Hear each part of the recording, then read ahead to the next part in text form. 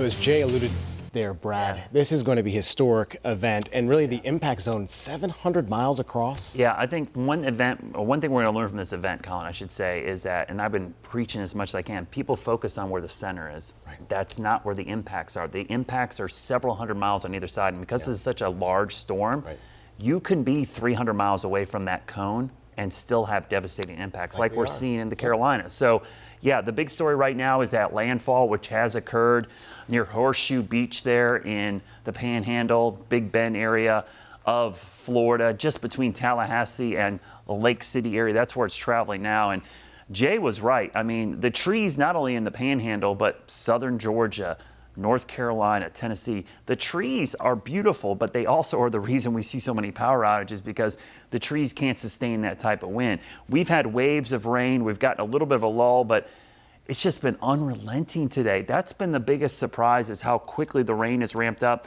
ahead of time and been heavy today. Today's event by itself, even without Helene ever making it here, would have been a huge, epic rain and flood event. And it's just the beginning, because Helene's not even here yet. So some of the areas in the mountains, we've been talking a lot of friends up there that are thinking this is probably going to be the worst flood event they've seen in the mountains in history, at least, because there's several events, Fred, Francis, Ivan, recent years, 2004, 2021, but then you go back to 1916, 1940, the flood of the century. Many of the levels of the rivers, creeks, and streams are going to surpass the records from those. So as this heavy rain rotates in tonight, weather will deteriorate quickly. Mentioned this earlier, if I would not travel at all tonight or early tomorrow, at least through midday tomorrow, because there will be a brief lull in the middle of the night. We see the rain chances taper off a little bit, but then look at that. They go right back up, and those morning hours are going to be the worst. As we get into the afternoon, the rain chances should improve. That's also when we see the highest winds. Notice the winds ramp up as well in the morning. So you've got heavy rain, winds, trees coming down, power line, tornadoes. Just not a good idea to be outside. Stay indoors until this passes. So here's the hour by hour look. There's our lull, but then here comes the leading edge.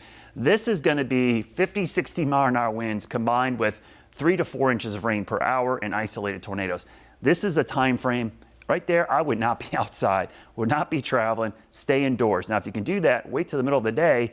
Improvement will happen by the afternoon. We actually could dry out. Lingering showers for a while here, but all in all, it should get better as the afternoon goes on. We just got to get to the afternoon hours. Yes, some lingering showers into Saturday and Sunday, but everything should calm down. Power outages be a big story.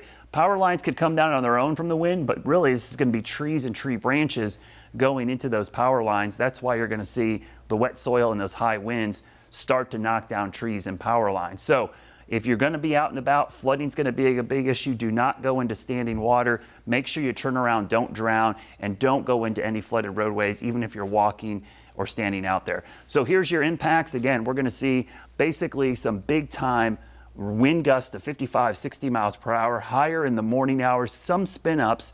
Charge those phones tonight. And as always, turn around, don't drown. We can't say that's enough. Most fatalities in this setup come from people doing this right here. They try to pass flooded roadways. They get stuck in the water, they get swept away, or in many cases, what will happen in the mountains, there's a sinkhole or the road's not even there. You think it's just a couple of feet of water, and it ends up being a raging torrent. So please, we don't need anybody out in there. Also, I know a lot of people get concerned, but if you do these things, stay weather aware, have a plan, have a safe spot, and set up those warning alerts, then you should be safe. It's all about having a plan ahead of time. At least that puts you at ease. Here's a look at your Guy Roofing 7-day forecast. Again, temperatures are going to cool down next week. We're going to have better weather ahead, and we will see better temperatures. I mean, fall is finally going to arrive here as we see highs in the 70s and morning lows in the 50s. So we're actually seeing the landfall of Helene happening right now, Colin, but the worst is heading our way early tomorrow morning. All right, something to be aware of. Brad, we appreciate that.